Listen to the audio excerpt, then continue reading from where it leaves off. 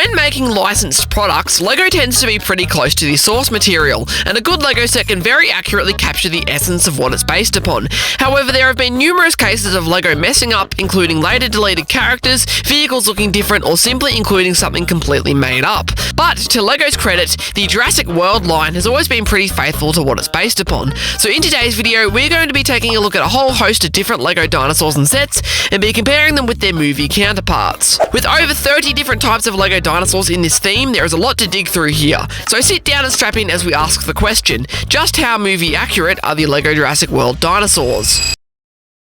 The first specimen we have to bring up today is the guy who inspired this video in the first place, the Indominus Rex. As you may know, the Indominus Rex had two versions in 2015 and 2020, and similar to some actors, LEGO changed the skin tone on the later version. I don't know why I brought that up, but I found that interesting. The first Indominus appeared in the subtly titled Indominus Rex Breakout, released alongside the first Jurassic World movie in 2015. In the original appearance, the Indominus was white with grey printing for its details. It also originally had movable arms and wrists, kinda similar to the Rancors from 2013. The version of the Indominus released in 2020 used all the same pieces with the exception of the arms, which were exchanged for stiff versions that are a lot less fun, honestly. The grey is changed to metallic silver here as well, and the printing is also slightly different. The eyes in particular have a much more cartoony look. Now, the version from 2020 is actually a tie-in to a Netflix short, which is of course based upon the 2015 film, and when it comes to movie accuracy, I'm going to have to give the crown to the 2020 version. It's hard to tell because of the lighting and such, but I think the Indominus is significantly more grey than it is white. It can also blend into its surroundings in the movie, which, while unrealistic, would be a very cool sight to see in a LEGO set. I don't see us getting another version of the Indominus anytime soon, and if we somehow do, I'm inclined to think that it would be brick-built, like Rexy in the T-Rex Breakout set. A diorama of the Jurassic World final battle would also be amazing, and is a scene that I'm shocked we never saw depicted, especially since they made the final battle scenes from the following two movies. But let's move on. The next dino to look at today is the Dilophosaurus, first introduced in 2015 in the Dilophosaurus ambush. It's pretty funny to me that this is the first set it appears in, when this dino did actually not even appear in the first Jurassic World movie, apart from as a hologram. Nonetheless, this first version has a very vibrant and appealing colour scheme. The next appearance of this particular dinosaur was in 2018 for Jurassic World Fallen Kingdom, where it had a much more muted colour scheme. Funnily enough, the Dilophosaurus was also absent from this film, apart from in statue form, meaning it is 2 for 2 on made-up set appearances, which makes it hard to verify the accuracy when there was no actual living version present in the films. It would then appear in the following year with new printing in a set for the Legend of Isla Nublar, before being reused for Jurassic World Dominion in 2022, and this time the dinosaur was at least present in the movie, and it's only in one scene where it gets strangled by Chris Pratt, which is dumb, but still arguably not as dumb as any of the decisions made by the characters in the following movie. Regardless though, the lighting in the scene makes its colours hard to see, but this version of the piece looks relatively accurate, although the frills are a bit too dark. I also wish we had a version with the frills down to represent it when not in attack mode. But LEGO has a hard enough time making new dinos, so I hardly expect them to go back and make variants of existing ones. The most recent appearance of this dino as of September 2025 is in the Dilophosaurus ambush from 2023. Yes, that set has the exact same name as the first Dilophosaurus set from 8 years earlier. This time it had new printing, and again, it's hard to tell, but I think this version of the Dilophosaurus has absolutely the best printing on the frills. And I think when we look at the Dilophosaurus in the context of this scene, the new version of it works a lot better size-wise. Yes, it's annoying that the only moving part is the mouth, unlike its predecessor, but again, its size feels more screen accurate when placed next to a minifigure. I'm sure you're sick of hearing me talk about it, but the Raptor also recently received this shrinking treatment, matching the style set by the Dilophosaurus, Raptor, and Velociraptors. And I think other bipedal specimens that previously used the Raptor-like design could have this shrinking down in the future, like the Gallimimus or Stygimoloch, for example, if LEGO actually gets off their rear ends and brings those two back, that is.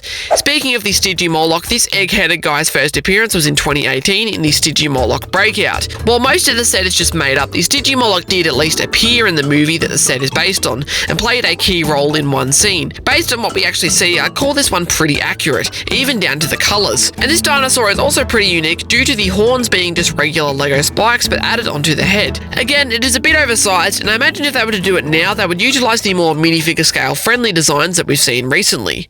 Another dino that we have to look at today is the Spinosaurus from Jurassic World Rebirth. Jurassic World Rebirth disappointed me on a number of levels, however one of the only aspects that did not disappoint me was the dinosaur selection in the film, which we were absolutely spoiled with, and one of the major dinosaurs featured was a new variant of the Spinosaurus. Well, featured in the marketing at least, as it had plenty of toys and appeared on all the Lego boxes, whereas in the final film was only present in maybe 1 or 2 scenes. The Spinosaurus have a lot larger, almost fish-like tails in this film compared to the original from Jurassic Park 3, and I also want to say that the sails on the back look bigger as well. Initially, I wasn't a fan of the yellow and brown colour combination, but I've come around to it, although I still won't deny that it looks like a potato chip. I think brown is the best colour they could have chosen here to represent what we see on screen, and that's an issue with so many of these dinosaurs. Because of the lighting, or water, or the setting, or whatever, it's so hard to tell what the colours actually are, but with all the Spino scenes taking place during the day, the colours are a lot more obvious, so I think LEGO got as close to the source material as they possibly could with this guy. But some claw printing would have also gone a long way here. And one of the last exhibits to discuss today is the OG Raptor from the first Jurassic Park, or should I say OG Raptors, since there were several in the original movie if I recall correctly. The first time we had a direct representation of this dinosaur from the movie was in 2018, although the molds themselves have been around since LEGO Dino in 2012. This first version is mostly medium orange with some dark brown on it, which is somewhat similar to how it was depicted in the LEGO Jurassic World video game in 2015. Its only appearance was the Jurassic Park Velociraptor chase, a kind of random set that went alongside the Fallen Kingdom sets, but it was also the original film's 25th anniversary that year, so that could be the reason for its existence. The latter version, though, appeared in 2 sets in 2023 to celebrate the first movie's 30th anniversary, and this time it was dark tan with some dark grey printing, which begs the question, which version is more accurate to the original movie? Well, I hate to sound like a broken record here, but it is very hard to tell. That said, I'm leaning more towards the latter version being slightly more accurate, mostly because of the grey on top. But it is also just kind of up to how you interpret the scene. Which brings me to the final entry on today's list, Blue from Jurassic World.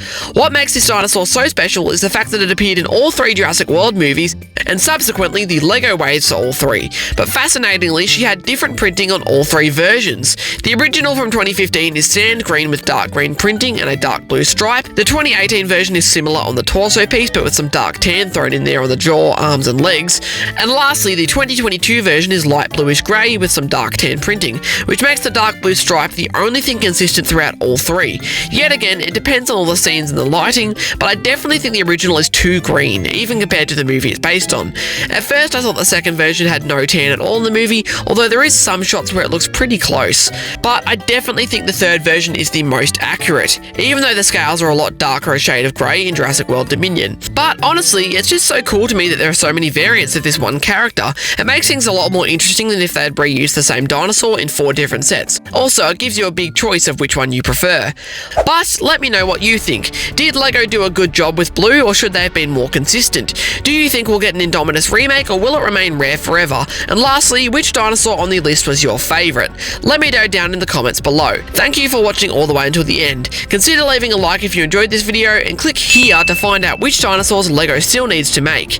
That's been all for today, folks. Have a great day, and see you in the next video.